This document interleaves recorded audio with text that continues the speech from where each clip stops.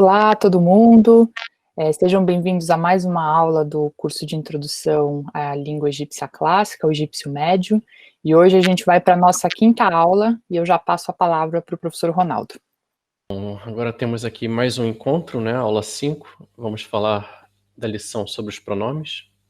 Eu dividi essa lição de pronomes em duas partes para facilitar o estudo da lição. Então, a primeira parte, que é só sobre os pronomes pessoais, ela está na gramática entre as páginas 161 e 175, tá bem? Então, vamos começar. Bom, existem os pronomes pessoais, que nós vamos ver hoje, nessa aula 5.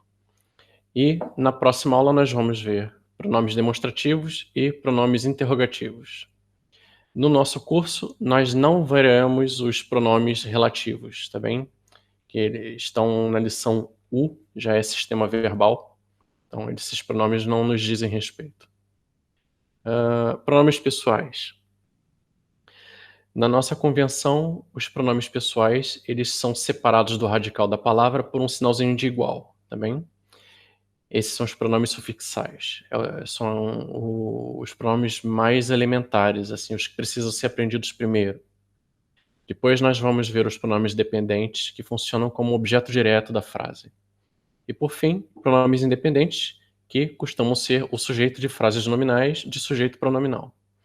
Fica ainda um pronome de fora, o pronome pessoal da lição T, estativo, que na verdade é uma terminação acoplada ao radical do verbo, né? Nós não vamos ver isso na nossa lição, porque nós deixamos o sistema verbal para a próxima etapa, próximo degrau da dificuldade do curso também.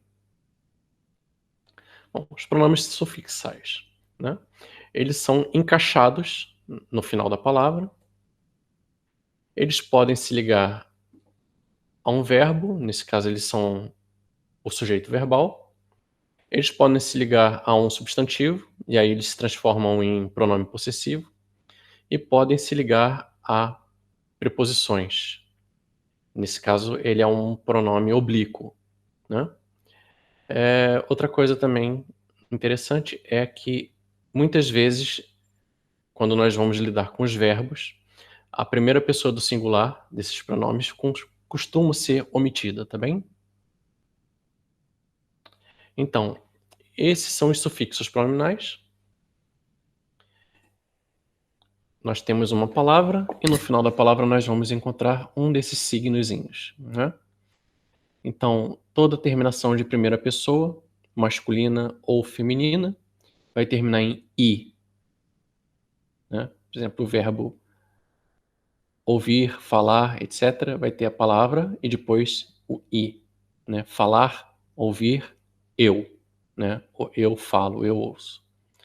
Essa cestinha aqui com uma abinha é o "k", né? A mesma coisa. Tu ouves. Ou então, em egípcio, né? Ouvir tu, né? Tu ouves.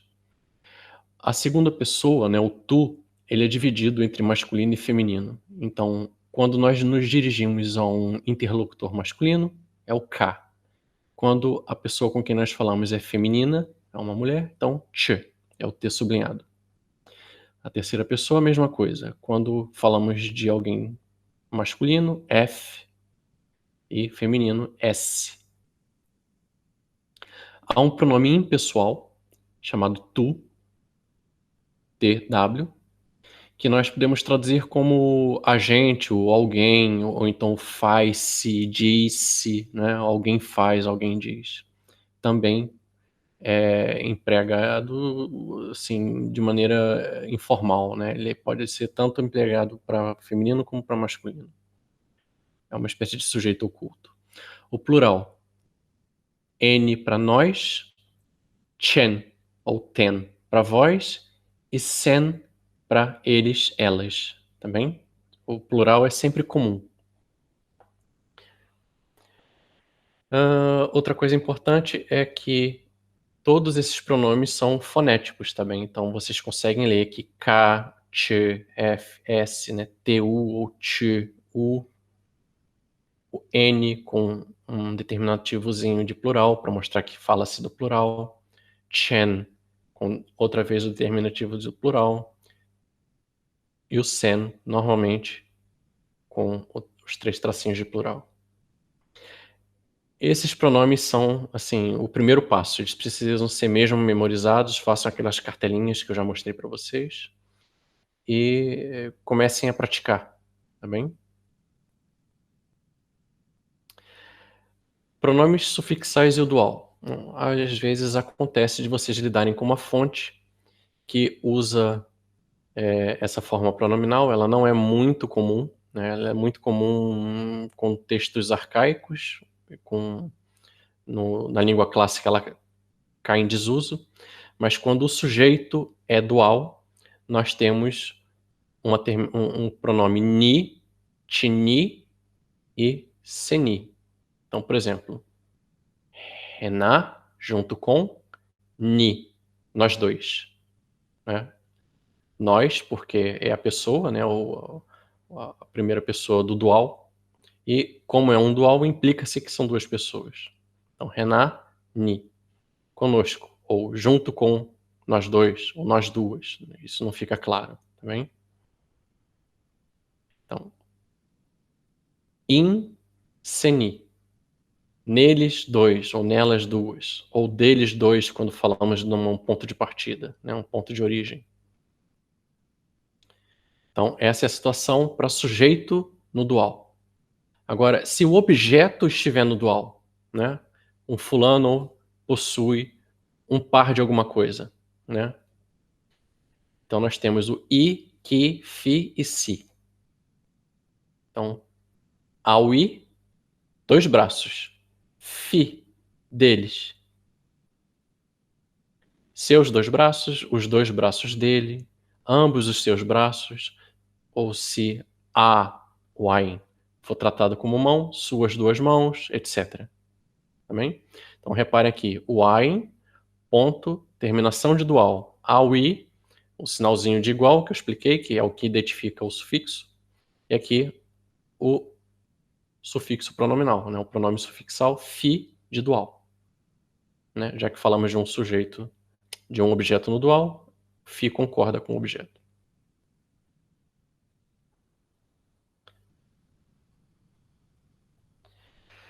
Temos aqui tep, cabeça. Né? Cabeça, ele. Cabeça, dele. Sua cabeça. Né?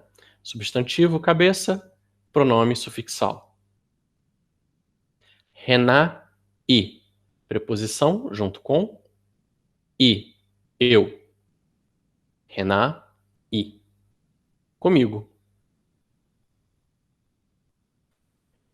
Jess, capa. Né? Jessica. Jess, sinalzinho de igual, K.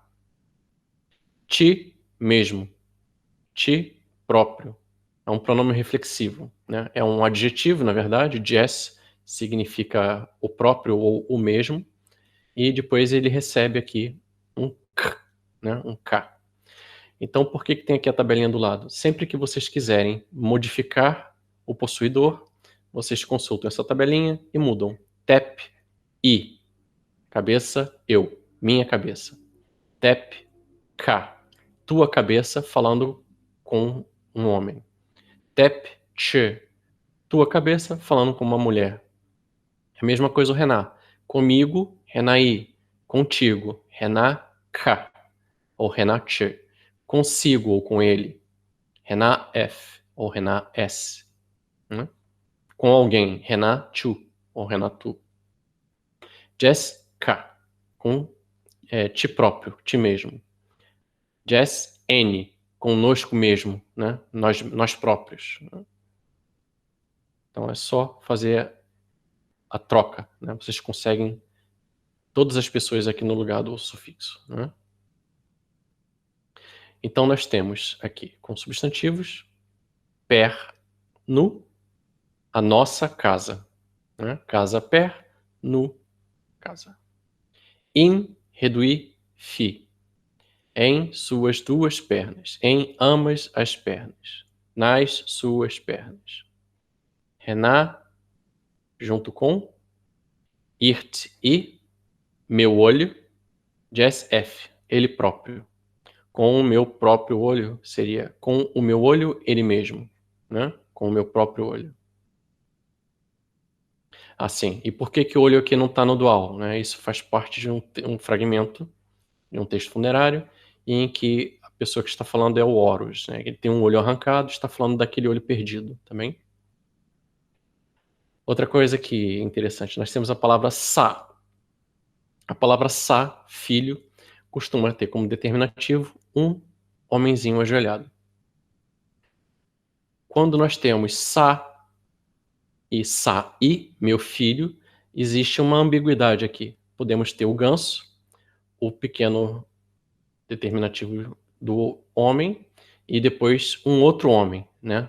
O determinativo e depois o pronome. Isso pode gerar ambiguidade porque vai dar a entender que são dois filhos, né? Sauí. Então, há sempre uma preocupação em omitir o determinativo ou omitir o pronome. Né? Nós podemos ler isso de três maneiras. Sa, filho. Sa e, meu filho. Nesse caso, o pronome sufixal substituiu o determinativo. Ou sa e, meu filho. E, nesse caso, o que foi omitido foi o pronome sufixal. Tá bem? Na prática, isso não altera nada. É só uma questão de saber interpretar essa passagem aqui. Bom, pronomes dependentes. Os pronomes sufixais são acoplados ao radical. E quando nós transliteramos o pronome sufixal, nós usamos um sinalzinho de igual. O pronome dependente ocupa uma posição própria na frase. Ele não está acoplado ao radical da frase. Tá bem? Ele normalmente ocupa a segunda posição da frase. E ele normalmente ocupa a função, exerce a função de objeto direto. Então, eles são formados a partir de uma combinação, tá bem? É o sufixo pronominal, que vocês vão ter que aprender, e esse sufixo pronominal é ligado a um W ou a um N, ok? Então, por exemplo, um we,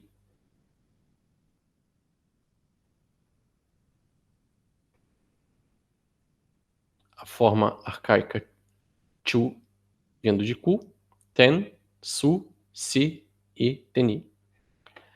A forma plural é exatamente a mesma. Não muda nada, tá bem? São os mesmos pronomes sufixais.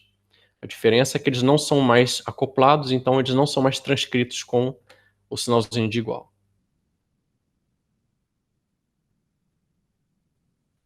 Aqui um caso especial. É um pronome chamado st, set. Ele surge como um pronome feminino singular, mas ele acumula função. Ele passa a exercer função de plural, um plural comum, masculino e feminino. E também pode ser usado em substituição ao sen, mas ele também pode ser utilizado em substituição ao masculino ou ao feminino. Também é uma espécie de pronome comum usado em substituição aos outros. Pronomes dependentes, né? Assim, eu vou voltar aqui um pouquinho. Esses pronomes dependentes, eles vão cair em desuso a partir da língua neo-egípcia. Né? O egípcio tardio já não usa mais os pronomes dependentes. Eles são usados na língua arcaica, são usados na língua média, e naquela fase de transição da média para neo-egípcio, eles desaparecem também. Agora temos aqui os pronomes independentes, esses continuam em uso até o final da escrita hieroglífica. Eles normalmente ocupam a posição 1 na frase, e eles normalmente exercem o sujeito. São o sujeito de uma frase nominal, né, não verbal. Eles também são uma construção, eles são baseados em três elementos, né, um in, que é uma partícula marcadora de sujeito, um k, no caso de primeira pessoa de plural ou de singular, e um t, no caso de segunda e terceira pessoa, de singular e de plural. Né? E ele recebe, por fim, o sufixo pronominal que vocês viram lá no início do curso, da aula, né? Então, temos aqui in, ek, inek, eu, né? Net mais k, net mais ch, net mais f, net mais s, né? Sempre o sujeito, sempre o pronome sufixal. E no plural, in mais n, net mais chen, net mais sen, né? É sempre juntar net mais o pronome sufixal, e quando é o caso da primeira pessoa, in mais k e in mais n. Existem formas arcaicas do pronome independente. São só essas, né? Chut, chemet, sut e setet. Essas formas pronominais aparecem em textos funerários, textos religiosos, né? Que são o grupo de textualidade que costuma adotar arcaísmos, né? São sempre esses textos. Nós vimos no início do curso que o plural para textos religiosos é sempre diferente, né? Eles preferem não usar os 3 tracinhos, eles usam a repetição do hieróglifo. Eles botam o mesmo hieróglifo 3 vezes, isso também é uma característica dos textos religiosos e funerários. Então, outra característica é a preferência por formas arcaicas de pronomes, também. Então, se vocês pretendem trabalhar com textos religiosos e funerários, esses pronomes vão ser mais comuns do que aqueles que vocês viram ali na tabelinha. Temos aqui uma frase. Inek Uzir Neb Jidu, né? Eu, Osíris, Senhor, Buzíris, né? As palavras todas ali por justaposição. Então, não existe o verbo de ligação. Eu sou, o verbo ser está é não marcado, né? Eu sou Osíris, vírgula, o Senhor de Buzíris. Então, nós temos aqui, novamente, aquela explicação que eu dei para vocês nas aulas passadas de que elementos A e B combinam-se para formar uma unidade, né? Então, o que nós temos aqui? Nós temos uma relação de posse não marcada, Senhor Buzíris, certo? Senhor Buzíris, Senhor de Buzíris. E aqui, essa unidade B, que é formada de Senhor Buzíris, vai ser colocada em justaposição a Osíris. Osíris está em aposição.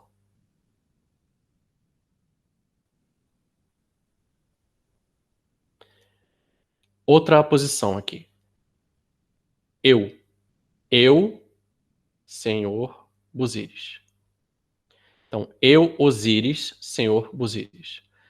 Eu poderia simplesmente colocar eu, vírgula, Osíris, vírgula, o Senhor de Buzíris. São formas sempre não marcadas, tá bem?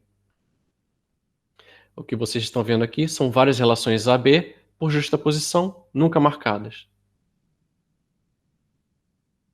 Tá bem? Então, o que vocês precisam fixar hoje é a tabela dos pronomes. E quando vocês começarem a ver as primeiras construções de frase nominal, que vocês têm aqui, na verdade, uma sucessão de relações AB, né? Na próxima lição, sobre os pronomes demonstrativos, nós vamos ver novos casos disso. Joia, obrigada, Ronaldo, e até a próxima aula.